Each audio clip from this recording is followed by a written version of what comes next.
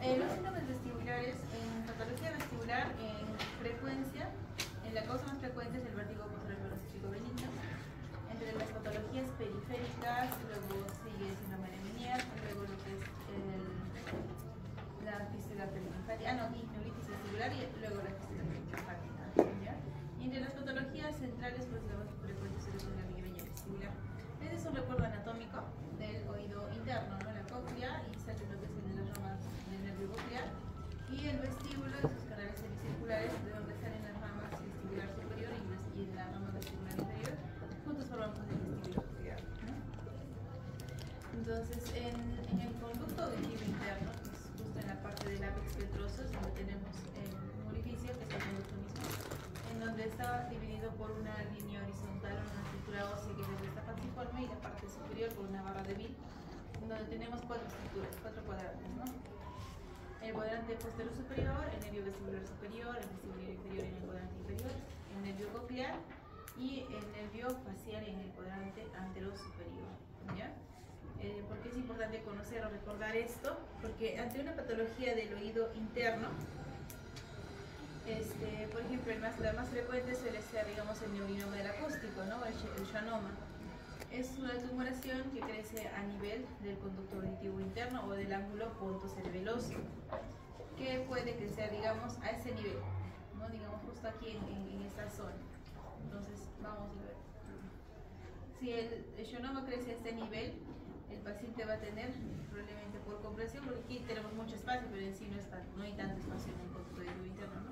Por compresión puede generar síntomas asociados al nervio vestibular inferior.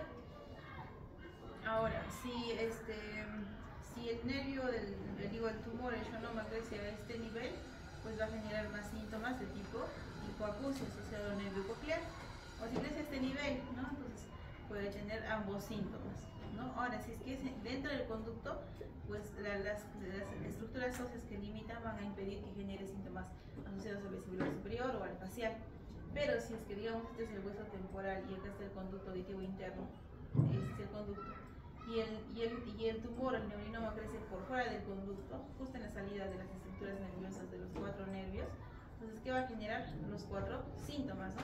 Vértigo, hipoacusia, acúfenos, incluso parálisis facial, ¿no? Que va a ser todos los síntomas de forma progresiva, conforme va creciendo el tamaño del tumor, ya sea dentro del conducto o fuera del conducto, ¿no? Entonces, la característica clínica es que es de evolución progresiva.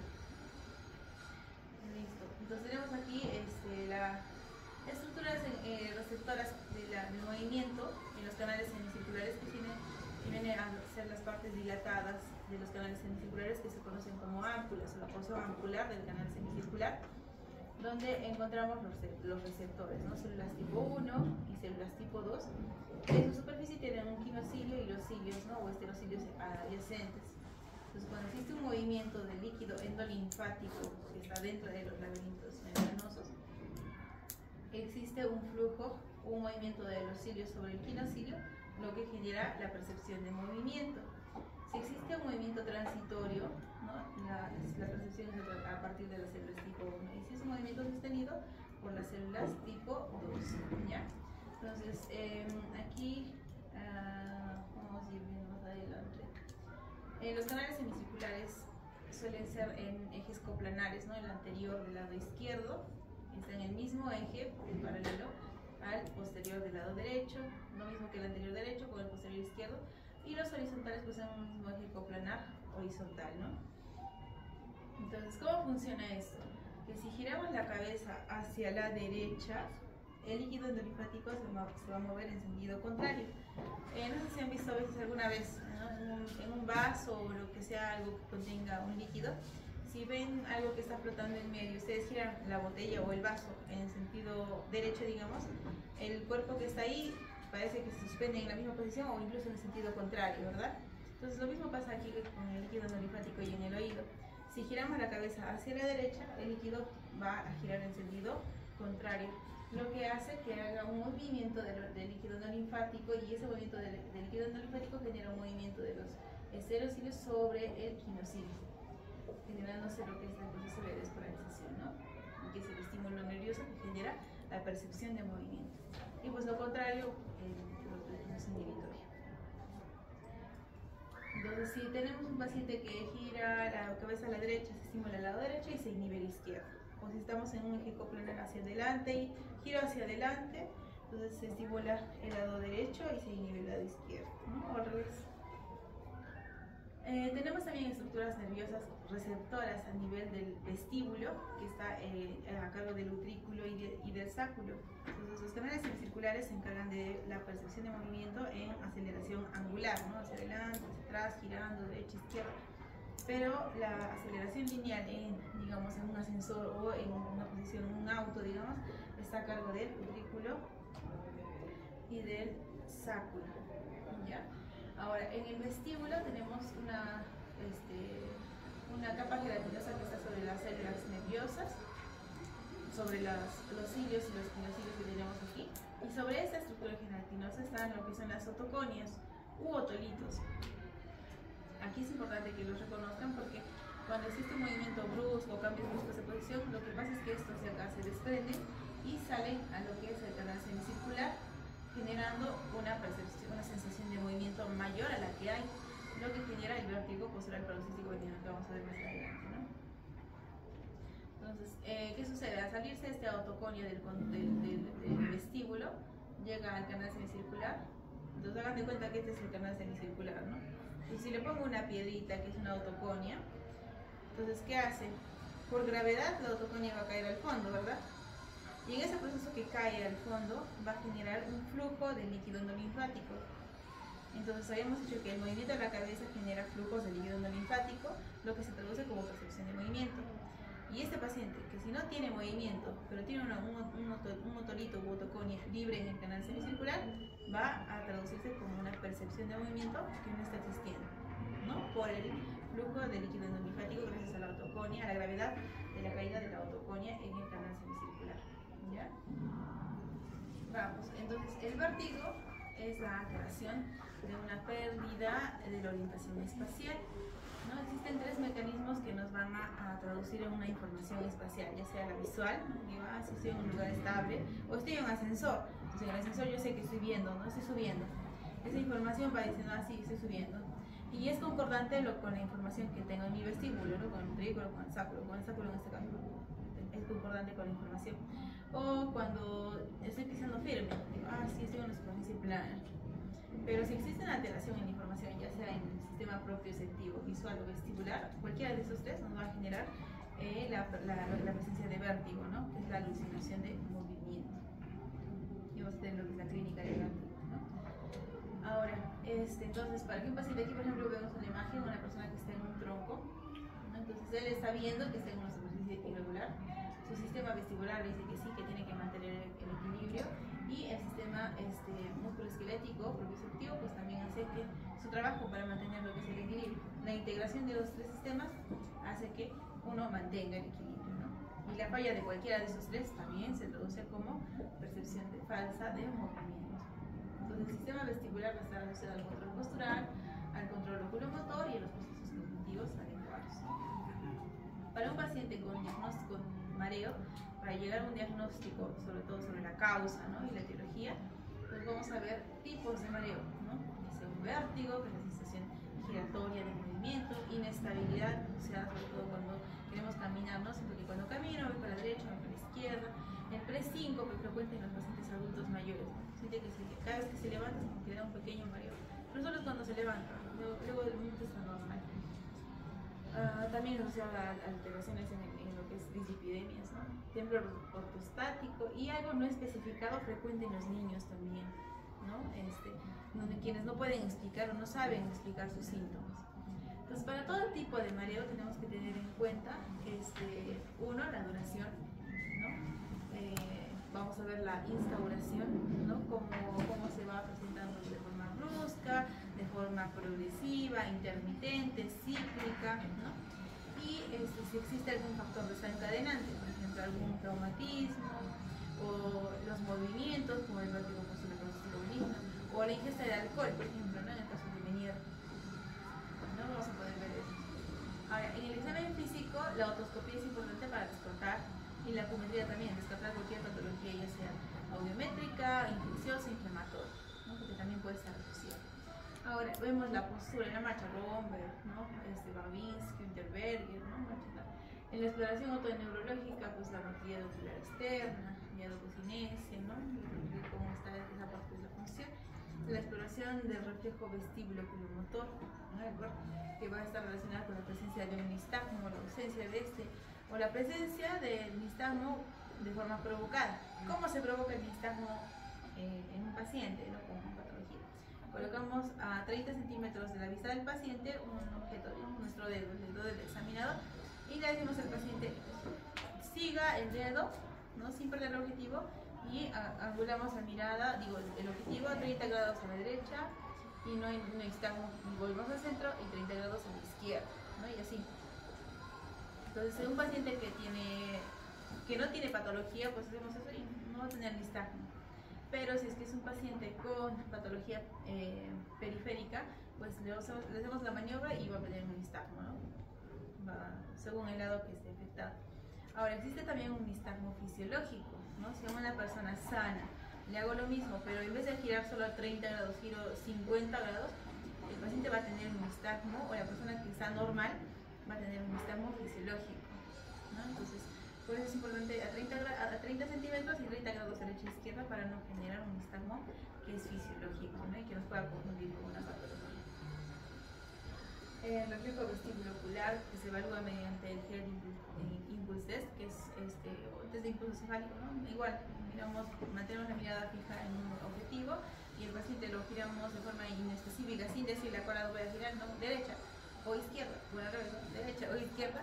El paciente tiene que seguir manteniendo la mirada fija en el objetivo, ¿no? Es la evaluación del reflejo vestíbulo ocular, o la prueba de oclusión alternante, ¿no? En donde pedimos que siga manteniendo la mirada fija y tapamos un ojito y destapamos, ¿no? Entonces, una vez que tape y destape, el ojito que está siendo ocluido o desocluido sigue manteniendo la mirada fija, ¿ya? Y eso nos dice que es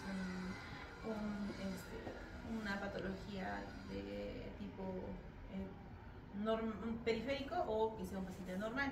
Cuando es una patología de tipo central, existe una desviación de la fijación ocular. Está mirando, está tapado el ojito, digamos, estoy mirando la botella, ¿no? Está tapado el ojito, destapa el ojito y miro los dos. Le ocluimos el ojo y el paciente lo destapamos y empieza a mirar recién otra vez el ojito. Lo tapamos y otra vez cae. Destapamos y otra vez fija, ¿no? Y esa desviación ocular va a decir pues que existe una alteración de la musculatura que se encarga de mover los ojitos, ¿no? O el globo ocular, y pues que está encargado por otros pares craneales, ¿no?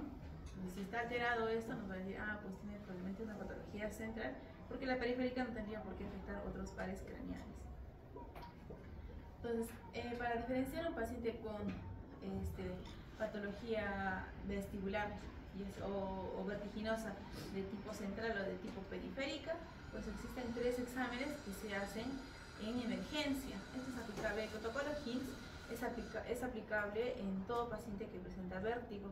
Entonces ustedes van a estar al año en el internado y van a ver pacientes que vengan por emergencia con vértigo. Y en sus manos va a estar el hecho de decidir si este paciente realmente es una emergencia y me puedo preocupar y mando una interconsulta a neurología, ¿no? O simplemente es algún vértigo periférico que le doy dimenhidrinato, que pueda dormir un poco con el prazolam y se va a su casita y regrese por consultorio, ¿no? Y entonces ustedes se quedan con la conciencia tranquila de que han hecho un buen diagnóstico, esperando de que el paciente no vaya a tener una secuela, ¿no? En caso de que sea alguna patología central, una isquemia, un ACV, que lo mandaron con dimenhidrinato a la casa y luego se muere, ¿no? O que puedan quedar con secuelas. Entonces, para eso sirve este protocolo HINS, en donde vamos a evaluar 3 cosas. La prueba de impulso cefálico, o el Head Impulse Test, donde lo que les decía, ¿no? Mantener la mirada fija en un objetivo y giramos la cabeza unos 10 o 15 grados a la derecha o a la izquierda y pedimos al paciente que mantenga la mirada fija en el objetivo. Lo normal es que siga manteniendo la mirada fija, ¿no? Lo normal. En una patología central es también normal, puede mantener la mirada fija, o sea, el reflejo vestíbulo ocular está conservado. Pero en una patología periférica existe una alteración en la fijación. Es decir, le digo, a ver, mire el objetivo, y ahí le agarramos la cabeza, le giramos a la izquierda. Y cuando hagamos el movimiento hacia la izquierda, lo patológico va a ser que la vista se vaya con el ojito, con la cabeza, ¿no? Se gira para allá. Y luego existe un movimiento sacádico, en donde el ojito se acomoda y vuelve a mirar el objetivo. Entonces eso es patológico de un vértigo periférico. ¿Ya? Ahora, el nistagmo normal en un paciente normal, no existe nistagmo, ¿no? Lo que les digo, ¿cómo provocamos el nistagmo en un paciente normal? Cuando damos mucha angulación. Pero para evaluar a un paciente normal, 30 grados derecha e izquierda, no hay nistagmo normal. Si es que es una patología central, el nistagmo puede ser espontáneo, puede ser provocado, suele ser cambiante de dirección. Cambio, ¿no? Puede ser, digo, gira por la derecha, nistagmo a la derecha, gira por la izquierda, mira por la izquierda, mira por arriba, nistagmo por arriba, ¿no? Puede ser multidireccional, cambia de dirección. Está con nistagmo espontáneo, digamos, ¿no? Entonces digo, a ver, señor, mire el dedito, mire el dedito, mire el dedito y él sigue con su nistagmo batiendo. No cede con la fijación de la mirada. En cambio, en una patología periférica puede ser igual, ¿no? Espontáneo o provocado, por las maniobras que les dije, la dirección no cambia. ¿No? Le hago para la derecha y sigue para la derecha. Le hago para la izquierda, no hay nistagmo. Le hago para la derecha, otra vez para la derecha. ¿No? Entonces el nistagmo se va a mantener siempre unidireccional. Y se le cede con la fijación de la mirada. Ese es un punto importante. Entonces, por ejemplo, en el caso clínico que les pongan en el examen, si pongo alguna característica que no corresponde a una patología periférica, pues probablemente el diagnóstico sea un vértigo central, ¿no? Pero si le pongo todo con un nistagmo que es unidireccional, que cede con la mirada, entonces probablemente sea una patología de tipo periférico, ¿no? Entonces ya vamos a ver qué diagnósticos podemos manejar.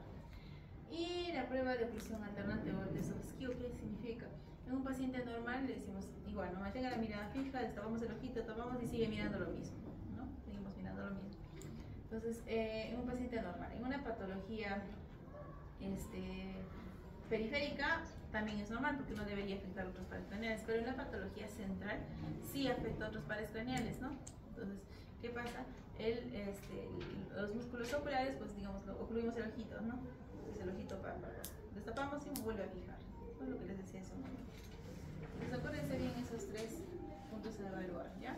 Entonces, ¿cómo caracterizamos un nistagmo? En un periférico, la dirección suele ser horizontal puro, puede ser horizontal rotatorio, vertical del componente torsional, cambia según la dirección del canal semicircular afectado, ¿ya? Entonces, estas son características de un nistagmo por patología periférica. Entonces, digamos, tengo un BPPB, un vértigo postural paroxístico benigno bilateral. Entonces, ¿qué hago? Le voy a hacer una maniobra de provocación para el lado derecho. ¿Y qué va a hacer? El nistagmo del paciente va a ser un nistagmo vertical con componente torsional hacia el lado que estoy evaluando, hacia el lado derecho. Ahora digo, voy a hacer el lado izquierdo. Le hago el lado izquierdo y también tiene un nistagmo hacia ese lado. No es que esté cambiando de dirección, sino que está...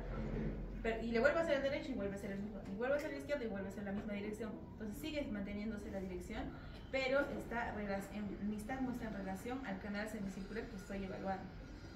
¿Ya? Eso se va a relacionar con las leyes de Alexander. ¿Ya? ¿Qué más? En un vértigo central, el nistagmo va a ser vertical puro, ¿no? Puede ser también cambiante de dirección, como les decía hace un momento. La fijación de la mirada, aquí una característica. En el periférico lo suprime, ¿no? Digamos un Meniere o una neuritis vestibular. Estoy con su nistagmo y dice yo, miren mi dedo, y cede el nistagmo en cualquier patología periférica. Pero si es central, un TEC, un ACV, lo que sea, pues el nistagmo va a seguir. Aunque yo le diga, no, señor, mire mi dedito, y su ojito sigue bajando. No, sí estoy mirando su dedito, y sigue con su nistagmo. Las leyes de Alexander, lo que les decía, ¿no? El nistagmo que presente va a estar en relación al canal semicircular que estoy evaluando. Y el movimiento cefálico en el periférico lo puede incrementar y en el central no lo altera. O puede también ser alterado, pero no sé. ¿Cuáles son los síndromes vestibulares que vamos a hablar? Pues son estos, ¿no? BPPB, Meniere, neuritis vestibular, fístulas clinopáticas y aneurinoma acústico. Entonces, el BPPB o el vértigo postural paroxístico benigno es la patología vestibular periférica más frecuente, más en mujeres que en hombres. No se asocia a hipoacusia. ¿Por qué? Porque es una patología de los canales semicirculares, no tiene nada que ver el nervio coclear ahí. Y por lo general asociado a cambios de posición y de postura, ¿no? Entonces, suele ser frecuentes en personas que están recostadas en la noche. Y dice, me levanté a ir al baño de madrugada y cuando me regresé a echarme en mi cama ya tenía mareo. Pero es autolimitado, o sea, dura menos de un minuto o un minuto, ¿no? Suele ser frecuente entre los 40 y 60, por lo general es unilateral, ¿no? Pero hay posibilidades de que sea bilateral en menos porcentaje, ¿no? Claro. Entonces, lo que les decía en la fisiopatología, ¿no? Las otoconias que están en el vestíbulo, ya sea sobre el utículo o el sáculo, se liberan por cambios bruscos de posición. También está asociado a déficit de calcio en algunos casos. Entonces esto se desprende y cae a lo que es el canal semicircular, lo que va a generar por el efecto de gravedad de las otoconias un movimiento de líquido endolinfático, lo que simula o se traduce como una percepción falsa de movimiento, ¿no? Entonces, solo eso. Entonces el paciente va a tener un nistagmo, que suele ser de curso paroxístico, ¿no? Creciendo, eso va a depender de la velocidad que quiera la otoconia durante el desplazamiento en el canal semicircular que esté afectado. Autolimitado porque la autoconia cuando está al inicio cae al fondo y ya no hay movimiento de líquido endolinfático, por tanto ya no hay vértigo, ¿no? Entonces pasa un minuto, que suele ser lo que tarda en caer a la parte más profunda, y el paciente ya no tiene. Es agotable, ¿no? Durando la duración máxima pues de un minuto y medio en algunos casos. Ahora, la clínica, siempre relacionada a cambios de posición, ¿no? Puede durar segundos, a minutos, un minuto, máximo 2 minutos. Dependiendo de la tolerancia a los movimientos del paciente, va a tener o no, ya sea náuseas, vómitos, no clínico auditivo, que no tiene nada que ver con la audición. Y el nistagmo puede ser horizontal, rotatorio o vertical con componente torsional, pero siempre hacia el lado afectado y suele ser fatigable, ¿no? Se agota. Para el diagnóstico, pues la clínica, ¿no? Dice, me levanté de madrugada, tuve un accidente, una caída, ¿no? Entonces, algo que haya generado o digamos, estuve en el dentista, ¿no? Una postura prolongada, y luego se levanta bruscamente y ya genera un vértigo posterior. O una cirugía prolongada también puede ser, ¿no? Entonces, la clínica es esa. Y pues se hacen para el diagnóstico, para confirmar el diagnóstico, se hacen maniobras de provocación, como es el distal pike y el McClure. Distal pike nos sirve para evaluar el canal semicircular posterior y el McClure para evaluar el canal semicircular horizontal. ¿Cómo hacemos esta maniobra? Creo que eso les voy a poner en el examen. Entonces van a sentar al paciente, ¿no? Calculando que la cabeza quede al borde de la camilla, ¿no? E inclinado unos 30 grados de la horizontal. Giramos a la cabeza hacia el lado que queremos evaluar. Por ejemplo, este paciente el lado izquierdo, ¿no? 45 grados hacia la izquierda, y pedimos que se incline en la camilla, sobre la camilla, con la cabecita girando un poquito hacia el lado que está siendo evaluado. Hasta ahí termina la maniobra del discal pike. Entonces ahí vamos si tiene nistagmo. Entonces vamos a ver que es un discal pike positivo, o sea que tenga un nistagmo positivo. No es que el nistagmo va a ser vertical, menos que sea horizontal.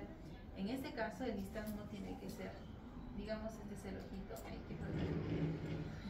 entonces el nistagmo tiene que ser vertical con componente torsional hacia el lado que estaba siendo evaluado. Por ejemplo, este es el lado derecho, ¿no? Digamos, este es el otro. Entonces, si lo inclinamos, pues va a ser un nistagmo vertical con componente torsional hacia el lado, bueno, en este caso es de izquierdo, ¿no? Al lado que está siendo evaluado. Esa es la característica de un discal pike positivo. Si yo digo, le hago maniobra de discal pike y tiene un nistagmo horizontal puro, es lo que sea, puede ser un vértigo central, lo que sea, pero no puede ser un BPPV. O digo, tiene un nistagmo vertical puro, o giro para el otro lado y el nistagmo ya también se convierte en horizontal. Escapa de todas las reglas que hemos mencionado de las características de un nistagmo periférico, ¿ya? Entonces hacemos estas maniobras de distal pike, y digamos si tiene el componente no vertical con componente torsional del nistagmo hacia el lado izquierdo en este paciente. Entonces pasamos con la terapia, que la terapia suele ser la maniobra de Epley, ¿no? Entonces continuamos con el mismo paso. En este caso es el paciente en posición A, donde está sentado con los pies sobre la camilla. giramos la cabeza, en este caso estamos evaluando el lado derecho, ¿ya? Giramos la cabeza hacia el lado derecho y recostamos al paciente con la cabeza mirando hacia el lado derecho, colgando de la camilla, ¿no? Gira la naricita. Entonces, hasta ahí queda lo que es la maniobra de discal pike. Tiene nistagmo, pasamos a la maniobra de Epley, que constituye en la reposición de los canalitos, ¿no? Entonces giramos la cabecita hacia el lado contralateral, o sea, en este caso al lado izquierdo. Vemos aquí la nariz que estaba al lado derecho, ahora está al lado izquierdo. Y esperamos ahí unos 30 segundos a 1 minuto.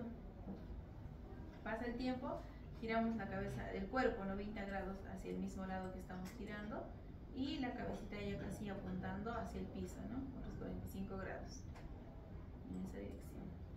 Y por último sentamos al paciente con la cabecita un poquito inclinada y pegada al hombro.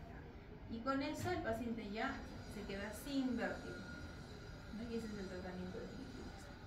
Existen otras maniobras menos usadas, menos frecuentes, pero con que sepan la de Epley y la de discal pike es suficiente. La de Macri sirve para canales horizontales. Enfermedad de Meniere o hidrops endolinfático, ¿no? Que es la hipertensión del líquido endolinfático. ¿Quién se encarga de producir el líquido endolinfático? ¿Alguien sabe? La estría vascular. ¿Quién dijo? Debo poner un puntito, ¿no quieren?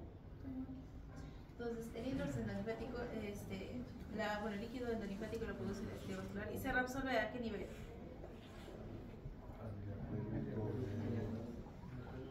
En el saco endolinfático, ¿no?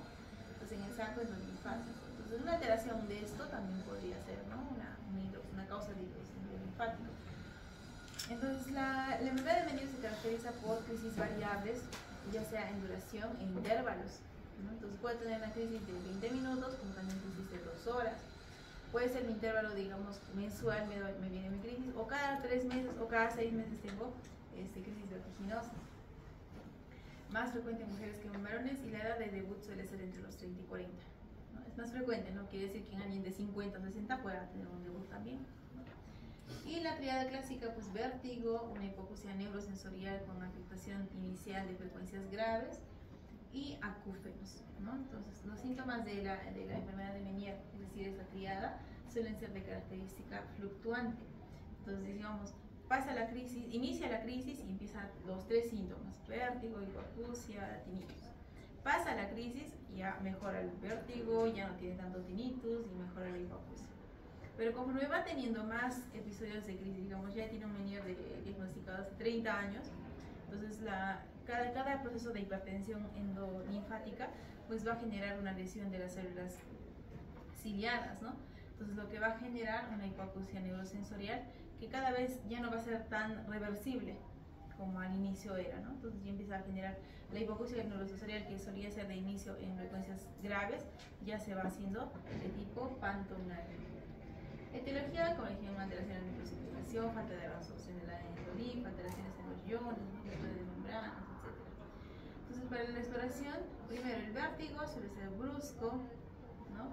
De duración variable, incapacitante, síntomas neurovegetativos dependiendo de la tolerancia, el grado de tolerancia de cada paciente, y no altera el estado de conciencia. La hipoacusia puedes diagnosticarlo con una acumetría, pero por lo general tenemos una audiometría, en donde vemos una hipoacusia de tipo neurosensorial, aquí en frecuencias graves, ¿no? Inicialmente. Pero si digamos este cuadro se repite por 10, 20 años, probablemente la hipoacusia ya sea pantonal, ¿ya? Y lo que les decía, fluctuante, ¿no? Pasa el cuadro, pasa la crisis, recupera la crisis. Los acúfenos muy relacionados al grado de hipoacusia también, ¿no? Y la intensidad también. Ahora, existen otras pruebas diagnósticas como lo que es el test de glicerol, las pruebas vestibulares como prueba calórica, ¿no? Estudios de imagen como una tomografía, una resonancia, sobre todo para ver lo que es el saco endolinfático, o también podemos pedir una electrococardiografía, es otra forma de diagnóstico. El tratamiento pues, durante la crisis, primero un reposo, sedantes vestibulares, antieméticos, ¿no? Y ya como mantenimiento, pues un soporte psicológico, porque el paciente tiene que saber que probablemente va a tener episodios recurrentes durante el resto de su vida, ¿no? Educación al paciente sobre dietas que van a disminuir la sobrecarga, ¿no? Por ejemplo, la dieta hiposódica, la supresión de algunos tóxicos como el tabaco, el alcohol, el café, evitar el estrés y la fatiga, ¿no? Y los cuidados generales. Ya para el tratamiento farmacológico podemos usar diuréticos como la acetazolamida, la hidroclorothiazida, también la betristina. Y el uso de corticoides, sobre todo por vía intratimpánica, suelen tener una buena respuesta, ¿no? Ahora, si el vértigo es incapacitante, pues existen tipos de cirugías, ¿no? Una en donde encontramos una alteración en el drenaje del líquido linfático, pues una descompresión del saco linfático. Ya si digamos es muy crónico y tiene una alteración vestibular bastante considerada, digamos un vértigo incapacitante, hipoacusia, cofosis y tinnitus, y sus crisis de vértigo muy recurrentes, pues se puede hacer una convulsocolectomía, la laringectomía o sección del nervio vestibular. Pero digamos que tengamos un paciente que tiene 80 años, pues ya tiene su venía desde los 40, pero él dice, no, ya no aguanto porque tengo vértigos cada mes, el zumbido ya no me deja ni dormir, ya no escucho con el oído derecho. Entonces ese paciente que tiene 80 años no lo vamos a operar, ¿verdad? Pues vamos a optar por algo menos invasivo, como es una neurectomía química, y se puede utilizar un medicamento ototóxico con aplicación directa en el oído medio, ¿no? Y por difusión por la ventana redonda llega hasta el oído interno y pues hacemos una neurectomía y anulamos ese oídito, que por cierto el paciente ya no escucha, no le sirve para el equilibrio ni nada, ¿no? Ahora, la neuritis vestibular. Esto generalmente está por una inflamación, ¿no? del nervio, de la rama vestibular del nervio vestibulo-coclear, frecuente entre la tercera y cuarta década, ¿no? Pero puede haber en cualquier edad. No, igual en hombres que en mujeres. Y aquí el antecedente de importancia es que existe un proceso infeccioso respiratorio previo, ¿no? Puede ser una semana, días, ¿no? O también asociado a una infección viral tipo herpes, ¿no? Otra causa puede ser una alteración vascular, pero la más frecuente es por una infección respiratoria reciente. Es un vértigo brusco e intenso, un único vértigo que puede durar de horas hasta días, ¿no? Unas 8 horas, 3 días a veces. Hacer un solo episodio de vértigo pero persistente, pues muchas veces se asocia a náuseas con esto va a autolimitarse muchas veces, ¿no? No tiene síntomas auditivos, no afecta la rama coclear, se escucha normal, no hay hipoacusia. El nistagmo puede ser espontáneo o el centro rotatorio hacia el lado romper, positivo hacia el lado enfermo. En la prueba calórica se puede hacer una hipo o areflexia calórica con el lado afectado. Obviamente no tiene y la labirinthitis, que les había dicho, ya habíamos dicho en la primera clase, que es una complicación de la otitis media aguda, ¿no? Entonces, al ser una complicación, pues no, generalmente se asocia a un proceso infeccioso del oído medio, ya sea por una otitis media aguda, una otitis media crónica, en donde el proceso infeccioso llega hacia el oído interno, tanto a la cóclea como al vestíbulo. Y la hipoacusia, pues en este caso sí está presente, a diferencia de la neuritis, donde no hay hipoacusia. Ahora, entonces vemos aquí un cuadro donde hacemos un resumen de las patologías que hemos hablado. El BPPV, de instauración brusca, duración 1 minuto, asociado a movimientos cefálicos y posturales. Menier, de instauración brusca y fluctuante, ¿no? Dura de 20 minutos hasta 2 horas a veces. La historia clínica se caracteriza por presentar la triada, ¿no? Acúfenos, vértigo y hipoacusia, y muchas veces asociado a la sobrecarga de sangre, de estrés, ansiedad, el uso de sustancias tóxicas como cafeína. La neuritis vestibular de instauración brusca, el antecedente de una infección viral y puede durar desde horas hasta días. La fístula perilinfática o de del canal semicircular superior, pues la clínica es de instauración intermitente, es decir, cuando existe el estímulo. ¿Cómo es el estímulo? Cuando existe, digamos, un ruido fuerte, ¿no? Genera el síndrome de tercera ventana y puede presentar vértigo, puede tener acúfenos, ¿no? O hipoacusia. Entonces, o el signo hay 2 signos, ¿no? El signo de Henneberg y el fenómeno de Tully. El signo de Henneberg nos hace una presión en el conducto y nos entiende. O el fenómeno de Tully asociado a ruidos intensos, ¿no? por último, el neurinoma del acústico, cuya sintomatología es de evolución o de presentación progresiva, puede ir en años y es de forma inespecífica, ¿no? También puede tener los mismos síntomas de un Meniere, la misma triada, ¿no? Acúfenos, hipoacusia y vértigo. ¿En qué se diferencian? En la presentación. En el Meniere la presentación es como que aparecen los tres, ¿no? La triada. Puede empezar con tinnitus y luego con vértigo y luego la hipoacusia, pero van casi juntos. En el neurinoma del acústico, por lo general, es un síntoma, ¿no? Empieza con hipoacusia, un vértigo ocasional, esporádico, muy inespecífico, y el tinnitus muchas veces es asociado a la hipoacusia, ¿no? Entonces, en el neurinoma va a ser un paciente por lo general mayor, o puede ser alguien joven, ¿no? Y le hacemos una audiometría, y la audiometría es una curva asimétrica. Supuestamente los dos oídos van casi al mismo nivel de audición, ¿no? Entonces, ¿cuándo vamos a sospechar de un neurinoma del acústico? Cuando tengamos una audiometría con curvas asimétricas. El derecho, digamos, con una hipoacusia leve, y el izquierdo, al revés, ¿no? El derecho con un leve y el izquierdo con una hipoacusia severa, digamos, ¿no? Y de tipo neurosensorial. Entonces, hay algo raro ahí, ¿no? Y recientemente se asocia, digamos, la presencia de tinnitus de mayor intensidad y vértigo ocasional. Entonces, este paciente probablemente tenga un neurinoma del acústico, ¿no? ¿Cómo confirmamos el diagnóstico? Existen dos formas, ¿ya? Uno que es los potenciales evocados del punto cerebral, pero en caso de imagen, pues tenemos una resonancia magnética del ángulo punto cerebeloso, un contraste, ¿no? Vemos aquí en la resonancia. Y acá se ve lo que es la tumoración. Entonces, el paciente, por lo general, pues es un tratamiento quirúrgico, pero eso va a depender de qué, del grado y del tamaño y de los síntomas que tenga, que esté ocasionando en el paciente. Si digamos es un tumorcito que está de 4 milímetros, entonces, y está fuera del conducto auditivo interno, o sea, así como en esta imagen, ¿no? Si está fuera, entonces probablemente los fenómenos compresivos sean muy leves, ¿no? Y este paciente, digamos que lo diagnosticamos a los 70 años. Entonces, el neurinoma del acústico suele ser una tumoración de crecimiento muy lento. Tanto así que, digamos, el señor le dice, tenemos que hacer controles cada 2, cada 4 años para ver cómo va creciendo el neurinoma. Y si es que el crecimiento es muy lento, pues no se hace nada, ¿no? Porque antes de morir por un neurinoma, porque, digamos, tenga alguna otra complicación.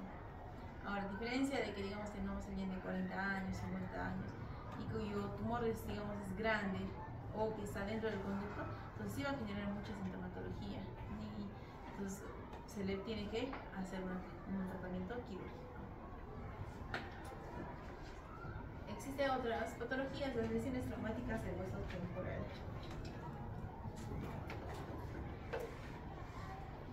Generalmente las lesiones traumáticas del hueso temporal están asociadas a los TEC, ¿no? Frecuente entre la segunda y cuarta década y más en hombres que en mujeres. Asociado a veces a fracturas de base de cráneo o traumatismos de tipo penetrante. Como habíamos mencionado al inicio, en el hueso temporal se alojan estructuras nerviosas como es el nervio nuclear, el nervio vestibular y el facial. Entonces, una alteración de estos o una afección del hueso temporal, ya sea por fractura o por inflamación nada más, y sea por contusión, pues nos va a generar síntomas asociados a estos tres, ¿no? La parálisis facial, hipoacusia, acúfenos o la presencia de vértigo. Entonces, ¿cómo vamos a diferenciar de las patologías? Pues según la evolución, el tiempo de evolución. Entre las fracturas del hueso temporal suelen ser las fracturas de difícil consolidación y suelen mantenerse incluso en el tiempo. La zona más densa del hueso temporal es la cápsula óptica. ¿Qué es la cápsula óptica? La zona donde se encuentra la cóclea y el vestíbulo. Entonces, esta zona suele ser mucho más densa y difícil de fracturar, ¿no? Tiene que ser un traumatismo muy intenso para poder generar una fractura a este nivel. Pero de haber una fractura de la cápsula óptica, pues los síntomas van a ser de tipo otoneurológicos, es decir, hipoacusia, porque este es el conducto auditivo interno, ¿ya? Entonces, si hay una fractura transversal como esta, que secciona completamente el conducto auditivo interno, pues vamos a tener hipoacusia, todo lo que pasaba por el conducto auditivo interno que vimos al inicio, ¿no? Hipoacusia, está aquí, va a tener hipoacusia por el nervio coclear, vértigo por el vestibular superior e inferior y parálisis facial, ¿no? Entonces, la clínica va a depender del tipo de lesión que se encuentre, ¿no?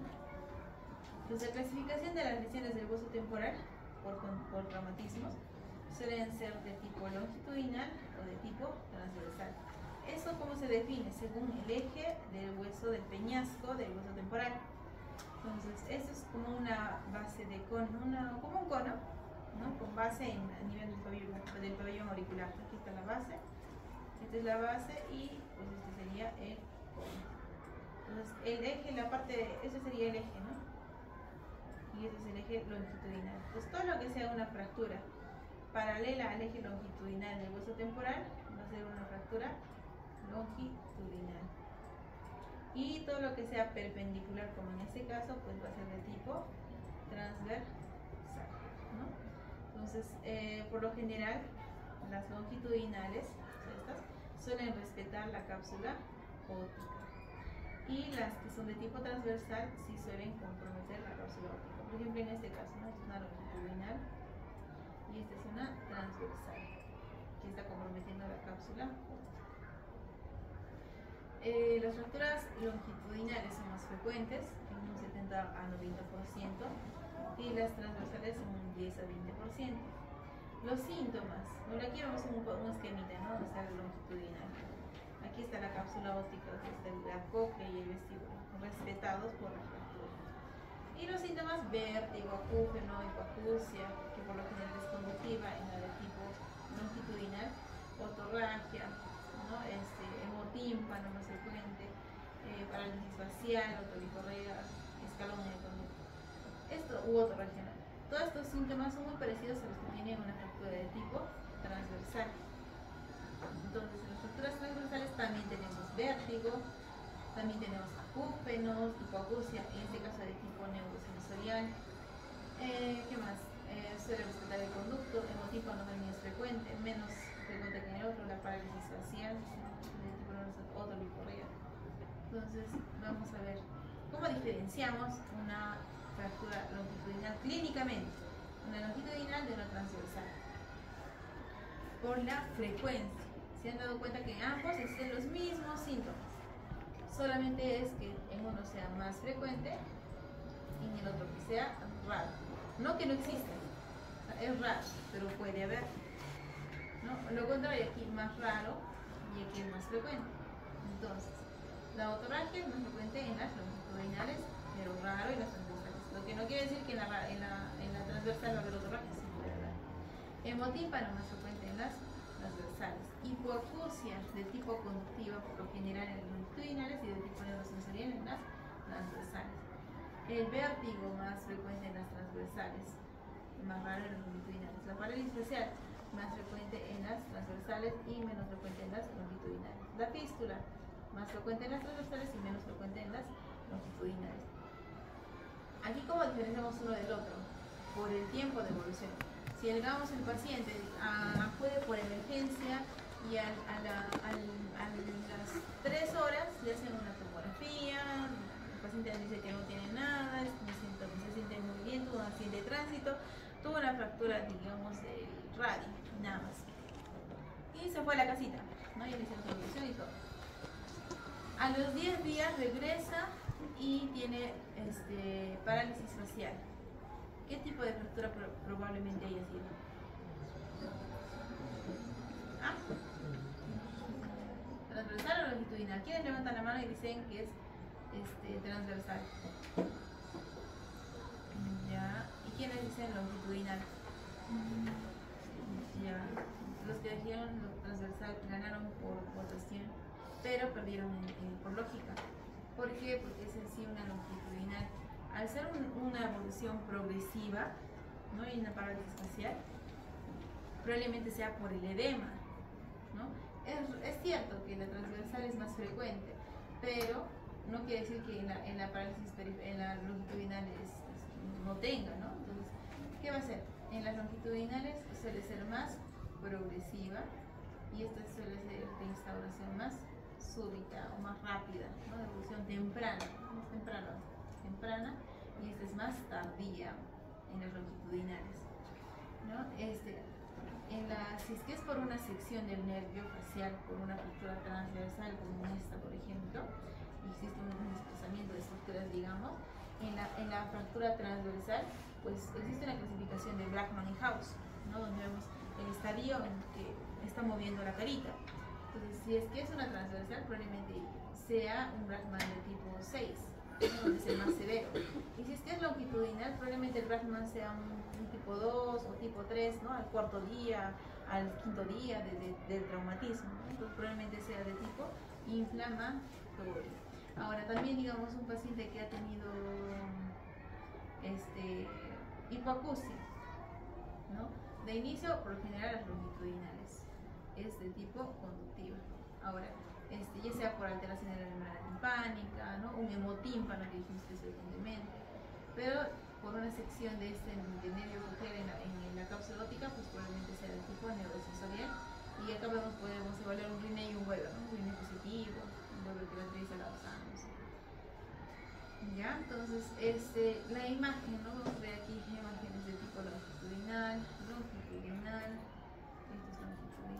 aquí está la cápsula óptica, aquí está el conducto auditivo interno respetado, conducto auditivo interno respetado, aquí está longitudinal, está también tiene otro tracito, y esta así, longitudinal, y aquí esta es más como mixta, esta es transversal y transversal. ¿No? Entonces, en las transversales existe un daño neurosensorial con mayor probabilidad, porque ella es de tipo neurosensorial. Entonces, existen varios síntomas, varias posibilidades de lesiones, consecuencias de un traumatismo, ¿no? Los que ya hemos mencionado ya. Entonces, la hipoacusia, por lo general, es de transmisión, cuando es una fractura de tipo longitudinal, o lesiones de tipo penetrantes también, ¿no? En donde existe una perforación de la membrana timpánica. Muchas veces vienen a veces con un cuerpo extraño que estaban jugando los niños y alguien le empujó y se introdujo, digamos, un palito hacia el oído medio. Rompe la membrana timpánica, incluso puede lesionar lo que es el estribo, ¿no? O la ventana redonda, la ventana oval, ¿no? Y tuvo tanta mala suerte que se lesionó, ¿no? Entonces vamos a generar también ese tipo de hipoacusias, dependiendo a qué grado de lesión tengamos. Entonces, hay otras patologías asociadas a la presencia de hipoacusia de conducción, disfunción, luxación de la cadena, ¿no? Afectación del martillo. Vamos a ver, si es de tipo neurosensorial es porque generalmente la fractura está atravesando la cápsula óptica, ¿no? Existen tipos de hipoacusia como que fluctuante y asociada a síntomas vestibulares, cuando tenemos patología de fístula perilinfática o síndrome de dehiscencia de canal semicircular superior, que a veces se asocia a acofosis, ¿no? Y a acofosis. Acá tenemos una hipoacusia asimétrica, ¿no? El izquierdo está como que una presbiacusia esperable, pero el derecho es una hipoacusia ya profunda, ¿no? El vértigo, hay que tener en cuenta el tipo de vértigo, ¿no? Puede ser alteraciones del equilibrio asociadas al TEC, síndrome postconmocional, ¿no? Donde el paciente tiene un mareo inespecífico, un vértigo postural paroxítico benigno, si es que el paciente tiene vértigos asociados a cambios de posición, ¿no? Recuerden que cuando existe un accidente, a veces existe, digamos, un accidente en campanazo, ¿no?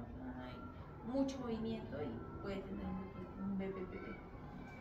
Vértigo con hipoacusia fluctuante, eso nos va a llevar a la sospecha de síndrome de dehiscencia del canal semicircular superior o fístula perilinfática, ¿no? Donde el paciente va a tener vértigo asociado al estímulo, ya sea sonoro o presión en el punto. La parálisis facial, ¿no? Entonces, un 47% de frecuencia está asociado a una fractura de la cápsula óptica, pero hay casos en donde no hay fractura de la cápsula óptica, solamente es por el edema, ¿no? Por la contusión. Entonces ahí vemos lo que es el tiempo de presentación. Si es de forma brusca, probablemente sí sea sección, o si es que es de forma progresiva, pues solamente inflamatorio, ¿no? Entonces pedimos una tomografía para los casos de que sospechemos de una fractura, resonancia en casos de que sospechemos de una lesión ya sea vascular o tumoración. Para ver el pronóstico y el grado de reinervación pedimos una electroneuronografía y una electromiografía. La electroneuronografía se pide entre el día 14 hasta el día 21 y la electromiografía del día 21 en adelante, ¿ya? Entonces lo que les decía, ¿no? Si es que es una fractura de tipo transversal, probablemente la parálisis facial será de inicio inmediato. Y si es de tipo longitudinal, sea de inicio tardío. La fístula del líquido cefalorraquídeo es otra de las consecuencias de una fractura de hueso temporal, ¿no? Pueden ser asociadas a fracturas de hueso temporal, fracturas que atraviesen la cápsula óptica, ¿no? Y suelen asociarse a una autolicorrea o una licorrea. Suelen tener una resolución espontánea, pero para su diagnóstico es importante pedir lo que es la beta-2 transferrina o la presencia de glucosa y el dosaje de glucosa y proteínas, ¿no? Para ver si es que es realmente un líquido cefalorraquídeo. El tratamiento es bastante conservador, ¿no? Se pide reposo, evitar maniobras de Valsalva, hablando de heces, ¿no? La acetazolamida para disminuir la producción de líquido cefalorraquídeo y antibióticos en caso de que sospechemos de algún, digamos, una herida traumática, ¿no? Y eso es todo. La parálisis facial periférica. Para esto necesitamos saber primero cómo es el recorrido del nervio facial. El nervio facial sale de dónde? Del tronco encefálico, ¿no? Pues sale del tronco encefálico y tenemos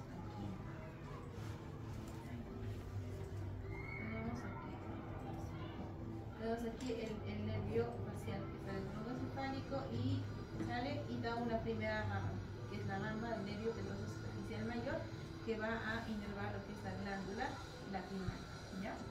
Entonces, luego viene el ganglio geniculado, luego viene la raíz motora que se va al músculo del estribo, que se mide como la retroplista perial. Luego viene la rama corda del tímpano, que se va a los 2 tercios anteriores de la lengua, que nos da el sabor, la percepción de los sabores. Luego las glándulas sublinguales, ¿no? Luego, la etiología, pues la más frecuente es la idiopática o la de B. También existen causas traumáticas o la asociada a una infección por herpes zoster-ótico, ¿no? Hay un pico de incidencia, ¿no? Igual en sexos, ¿no? No hay relación en ese aspecto. Puede haber una polipneumopatía vírica desmineralizante, ¿no? Entonces existe un proceso de denervación en donde la etapa máxima de esta pues suele ser a los 14 días. Entonces por eso se pide la electroneuroneurología a partir de ese día, ¿no? Entonces la teoría inflamatoria compresiva, en donde el nervio facial sale del tronco encefálico, ¿no? Y vamos a decir que en todo su recorrido del nervio facial tiene una estructura ósea que lo cubre. Entonces si existe un edema se autocomprime y genera una isquemia, ¿no? Entonces por eso es que se da corticoides para desinflamar, ¿no? Entonces, el canal de Falopio que lo cubre no permite que el nervio se pueda dilatar o edematizar en el proceso inflamatorio. Las manifestaciones clínicas, pues en reposo son menos notorias, pero igual sí se nota, ¿no? Una circulación ausente, ¿no? Ciertos rasgos que son mucho más notorios en un paciente en un movimiento con gesticulación. Cuando es de tipo traumática, ¿no? Lo que habíamos mencionado anteriormente, donde se dan las fracturas longitudinales y transversales. El herpes zoster-ótico, ¿no? Que también ya lo mencionamos varias veces, ¿no? Entonces, se asocia a la presencia de vesículas, infección del oído medio a veces, del conducto, vesículas en un paladar a veces. Ya pues se da el tratamiento con corticoides de ciclovir. Existe la escala de House y Brafman que les decía, ¿no? El 1 es normal, ¿ya? Leve, moderado, grave, grave y total, donde no existe movimiento en el tipo 6. Entonces, si hablamos de un traumatismo, pues probablemente sea de inicio y sospechamos una sección del nervio, pues sea completa, ¿no? De inicio. Ahora, si tenemos un paciente que hemos operado el oído, paciente con colesterol, digamos, o una otitis media crónica simple, fue operado de timpanoplastía hace 20 días y acude por consultorio porque tiene parálisis facial. ¿Cuál sería la posible causa? Inflamatoria, ¿no? Por la manipulación. Entonces, en el oído medio, el nervio facial, dijimos que pasa por el oído medio. En el momento de hacer una cirugía del oído medio, muchas veces el canal de Falopio, que es el canal que cubre el nervio facial, no está completo. Si no está completo, pues va a generar estos síntomas, ¿no? de un proceso inflamatorio del nervio facial. Y pues va a ser progresivo. Digamos, como un Brafman 3, pues progresivo. O paciente que ha sufrido un accidente de tránsito y tiene un Brafman 2 al 5.º día. Pues probablemente sea una fractura longitudinal por el proceso inflamatorio, ¿no? Igual una cirugía. Ahora, si después de una mastoidectomía le hacemos se le va la anestesia y el paciente tiene una asimetría facial marcada, pues probablemente durante la cirugía se ha llevado lo que es el nervio facial, entonces va a ser una parálisis facial iatrogénica, ¿no? En ese caso. Para el topodiagnóstico, o sea, saber a qué nivel se ha dañado el nervio, se hacen pruebas, ¿no? El test de Schimmer para evaluar el nervio petroso superficial mayor, ¿no? Y si existe una alteración a ese nivel, nos va a decir, pues no, existe una lesión a nivel supragenicular. Entonces no puede ser por una lesión, digamos, por una otitis media aguda, no puede ser, ¿no? Porque eso está, y es casi una labiríntica, no puede ser una cirugía, ¿no? Entonces tiene que ser algo más. El reflejo estapedial es la rama raíz motora del músculo del estribo. Entonces existe un ruido muy intenso al que esté expuesto alguien. El estribo es como una campanita, ¿no? Y tiene su músculo del estribo, digamos que este es el músculo del estribo. Hay ruido y esta es la ventana oval. Entonces, hay un ruido muy fuerte, lo que hace es que el nervio del estribo hace que se contraiga el músculo y por tanto ya no pase tan fuerte la transmisión de movimiento de vibración hacia la copa. Entonces no es un mecanismo de protección. Eso se conoce como reflejo estapedial. La gustometría, para ver, ¿no? Evaluar los 2 tercios anteriores de la lengua y evaluamos el nervio cuerda del tímpano.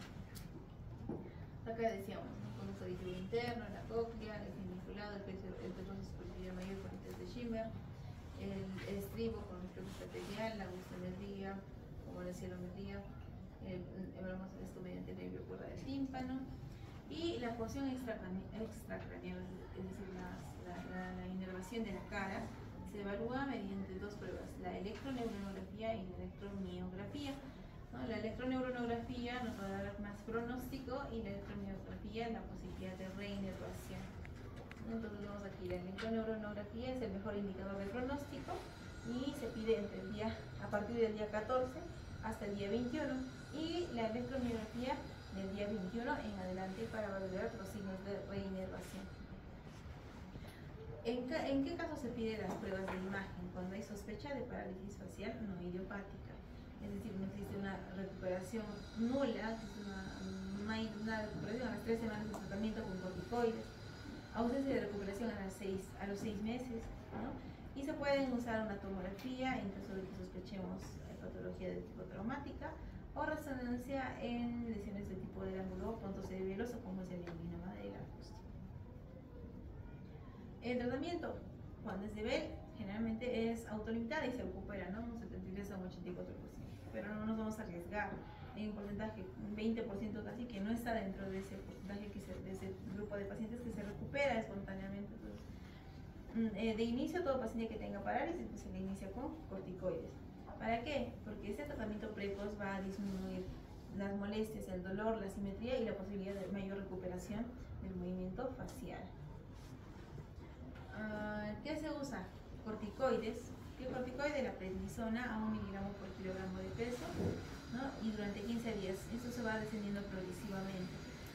Según la causa, ¿no? Si tengo una lesión tipo herpes a nivel de las vesículas en el pabellón auricular, pues ya asociamos a ciclovir. La protección ocular, porque tenemos que darle lágrimas artificiales, ¿no? La posibilidad de lesión de la córnea o úlceras corneales por la resequedad de los ojitos.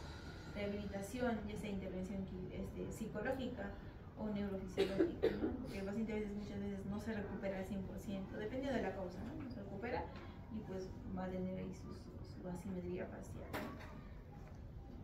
Y la descompresión quirúrgica, ¿no? Cuando se tiene el diagnóstico primero, ¿no? Si no llegamos al diagnóstico, no vamos a ni sospecharlo, ¿no?